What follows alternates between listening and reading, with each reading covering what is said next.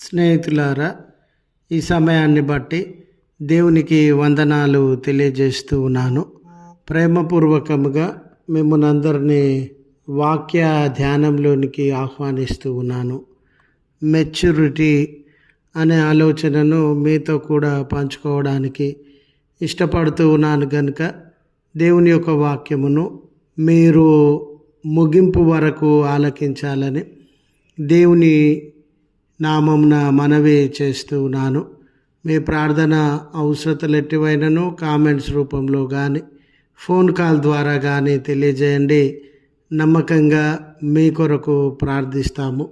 ఈ వీడియో మీ ఆధ్యాత్మిక జీవితంలో ఉపయోగకరంగా ఉంది అని మీకు అనిపిస్తే దయచేసి ఈ ఛానల్ను సబ్స్క్రైబ్ చేసుకునవలసినదిగా మనవి చేస్తూ ఉన్నాను. లేఖనము హెబ్రీ పత్రిక 5వ అధ్యాయము 12వ వచనము. మీరు పాలు త్రాగవలసిన వారే కానీ బలమైన ఆహారము తినగలవారు కారు.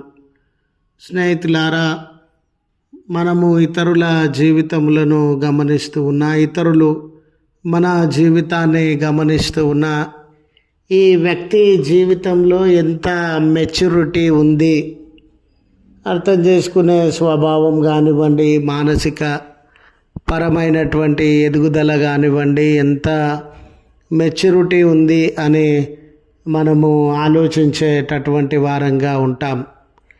కఠినంగా వ్యవహరిస్తూ చెడును మంచి అని, మంచిని చెడు అని అర్థం చేసుకోలేని జీవిత విధానాన్ని, లేక చెడు వైపు, తారతమ్యముల వైపు, విభేదముల వైపు ఉన్న వ్యక్తుల జీవితములను ఉద్దేశించి వీరిలో తగినంత మెచ్యూరిటీ లేదండి అని మనము తెలియజేసేటటువంటి వారంగా ఉంటాం. ఇలాంటి తరుణంలో స్నేహితులారా, మన జీవితంలో అందు వయసు పైబడినటువంటి మాత్రాన, డబ్బులో ఎదిగినటువంటి మాత్రాన, ఉన్నతమైనటువంటి ఉద్యోగములను కలిగి ఉన్నటువంటి మాత్రమున మనము మెచ్యూరిటీ సాధించినట్లు కాదు. మంచి చెడులను అర్థం చేసుకోలేనటువంటి వారు, లేక పరిస్థితులను అర్థం చేసుకొని సరి అయిన రీతిగా ప్రతిస్పందించలేనటువంటి వారు, ఎదిగిన వయసును బట్టి వారి మాటలో ఎదుగుదల, ఆలోచనలో ఎదుగుదల, మనసులో ఎదుగుదల, ప్రేమలో ఎదుగుదల, మంచితనంలో ఎదుగుదల లేకపోతే వారెంత గొప్ప స్థితిలో ఉన్నా, ఎన్ని ఆస్తిపాస్తులు కలిగిన, ఏ ఉన్నతమైన హోదాలో ఉన్నా వారిలో మెచ్యూరిటీ లేదండి అని మనము పలికేటటువంటి వారంగా ఉంటాం.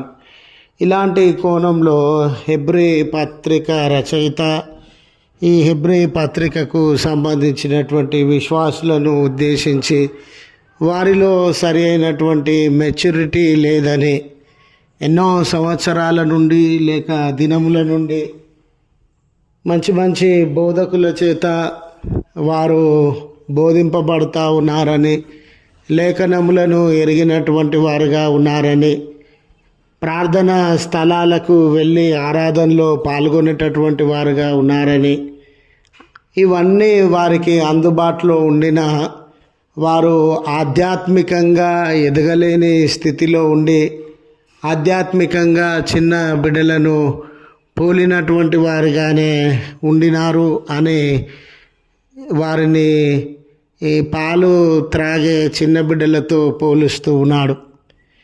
మీలో ఇంకా ప్రభువును వెంబడించే మెచ్యూరిటీ కానీ, ప్రభువును అర్థం చేసుకునే మెచ్యూరిటీ కానీ రాలేదని, ఇది బాధాకరమైనటువంటి విషయమని సంఘాన్ని హెచ్చరిక చేస్తూ ఉన్నాడు. ఈరోజు కూడా విశ్వాసులుగా మనము లేఖనములను చదవడమో, లేఖనములను బోధించడమో, ఆరాధన స్థలానికి వెళ్ళడమో, క్రైస్తవ విశ్వాసమందున్నటువంటి ఆచారాలను, వ్యవహారాలను, సంప్రదాయాలను పాటించడమో మనం విశ్వాస జీవితంలో మెచ్యూరిటీ సాధించినట్లు కాదు స్నేహితులారా. ఎన్ని పద్ధతులు ఆచార వ్యవహారాలు పాటించినా కూడా విశ్వాస జీవితంలో మెచ్యూరిటీ లేదా ఎదుగుదల సాధించడం అనేది ఈ లోక సంబంధమైనటువంటి విషయాలకి సంబంధించినటువంటిది కాదు. మన ప్రవర్తన శ్రేష్టమైనదిగా, మాట శ్రేష్టమైనదిగా, నిర్ణయాలు శ్రేష్టమైనవిగా, జీవితము శ్రేష్టమైనదిగా, మరి ముఖ్యంగా అవి లేఖనాలకు సంబంధించినటువంటివిగా చదవడము బోధించడం కాదు. మన ప్రవర్తనలో వాటిని మనం కనబరిచినప్పుడే మనము మెచ్యూరిటీ సాధించినటువంటి వారం. మనలో మెచ్యూరిటీ ఉంది, మనందరిలో మెచ్యూరిటీ ఉండాలని అంటే ప్రభుల వారు కలిగి ఉన్నటువంటి గుణ స్వభావములు ఏమైతే ఉండినవో, ప్రేమ కానివ్వండి, కరుణ కానివ్వండి, జాలి కానివ్వండి, క్షమాపణ కానివ్వండి, మంచితనం కానివ్వండి, ఇవన్నిటినీ మనము కలిగి ఉన్నటువంటి రోజుననే ఆధ్యాత్మికంగా మనము ఎదిగిన స్థితిలో ఉండినటువంటి వారమని లేఖనాలను బట్టి మనము అర్థము చేసుకోవచ్చు.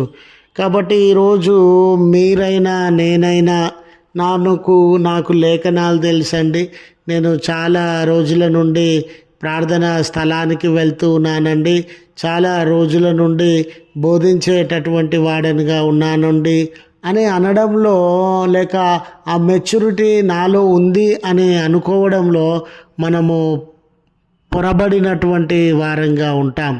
ఆయన స్వభావాన్ని ధరించుకొని జీవించడము, ఆయన చిత్తాన్ని అనుసరించి జీవించడము, మన ప్రవర్తన, ఆలోచన, క్రియలు, నిర్ణయాలలో దేవుని వాక్యానికి చోటివ్వడము అనేదే మన నిజమైన మెచ్యూరిటీ చూపించే సంగతి అని గుర్తు చేస్తూ ఈ మాటలను ముగిస్తూ ఉన్నాను.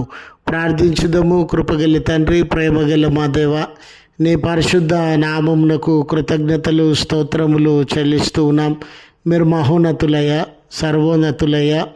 నిజమే మా జీవితాలలో అన్నీ కలిగి ఉన్నను, మానసికమైనటువంటి, ఆధ్యాత్మిక పరమైనటువంటి మెచ్యూరిటీ సాధించడంలో విఫలమై మేము ప్రార్థనా స్థలాలకు వెళ్ళేవారంగా ఉన్న, బోధనలు బోధించే వారంగా, వినేవారంగా, చదివే వారంగా ఉన్న, ఇంకా లోక సంబంధమైన అసూయల మధ్య, ద్వేషముల మధ్య, పగలు ప్రతీకారముల మధ్య, ఎదుటి వారిని కష్టపరచాలి, నష్టపరచాలి అనే ఆలోచనల మధ్యనే ఉండినాం కనుక ఈ ఆధ్యాత్మిక పరమైనటువంటి మెచ్యూరిటీ సాధించలేకపోయినాం.